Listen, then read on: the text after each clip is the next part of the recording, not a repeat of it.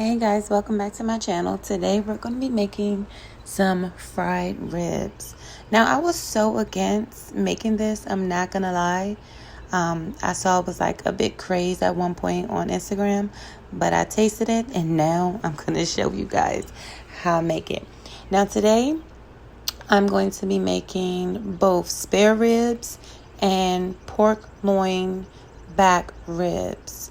So as you can see there, I'm chopping up my ribs. The first one was the spare ribs. These are my pork loin ribs. More like kind of course, you can see these are much shorter.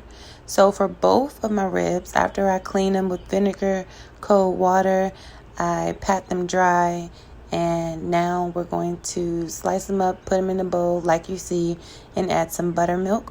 On top of my buttermilk, before I have my seasonings, I'm actually going to give this a nice toss. And the only thing I season these with are cayenne pepper. I didn't use any salt or any pepper in my brine. You can if you want to. Going to wash my hands. Give me a second. But while I'm washing my hands and grabbing my vinegar, I have apple cider vinegar. And this, honestly, I even do this for my chicken, guys. So when you put the vinegar in your brine and you leave it, especially overnight, it makes your meat so tender. So tender. So because these pork chops are so thick, I definitely want to add my vinegar. And here's my cayenne pepper.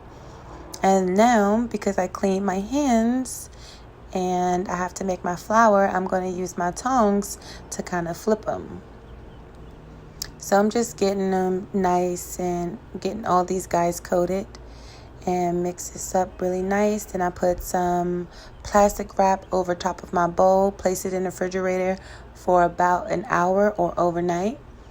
And while that's in the refrigerator, I got my flour together and I seasoned my all-purpose flour, not self-rising, but I seasoned my all-purpose flour, and I'll put what seasons I use for my flour in the description in the description of the video. I'm sorry.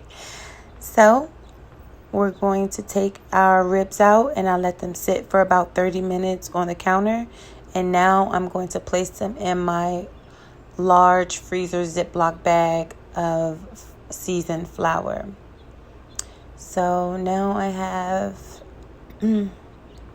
my flour. Just gonna turn that, get it nice and coated. This is probably the best way in the world to, of course, flour your chicken, pork chops, or whatever you're frying. This bag is gonna save you a lot of mess in the kitchen. Now I'm going to heat up my deep fryer, and my deep fryer is on about 375. The max would be like 380 for ribs. So I'm going to let these cook depending on the size of the ribs. You want them to cook until they're golden brown. They do start to kind of float depending on how deep your fryer is. These usually come back to the surface, and once they're nice and golden brown, I know that they're ready. You can also use a meat thermometer to check and see if your meat is ready, if you're unsure. But to be honest, guys, if you have ever fried a pork chop, then you fried a rib, because it's the same process. They smell so good, they taste so good, and of course they taste a lot like a pork chop because it's pork. Well, I'm using pork, I'm not using beef ribs. So these are how the pork loin ribs look. And I'll show you guys also how my spare ribs turned out. So these are how my spare ribs turned out. So they're much longer. And with the two, I think I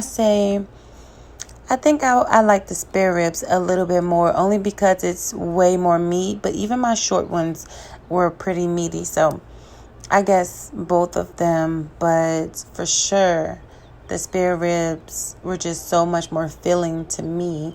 Two of them and you're pretty good, but depending on your appetite. So these are the rest that I fried, and I fried this for me and my family. And I hope you guys enjoy this recipe. Remember to check out the description below. Like, subscribe, comment.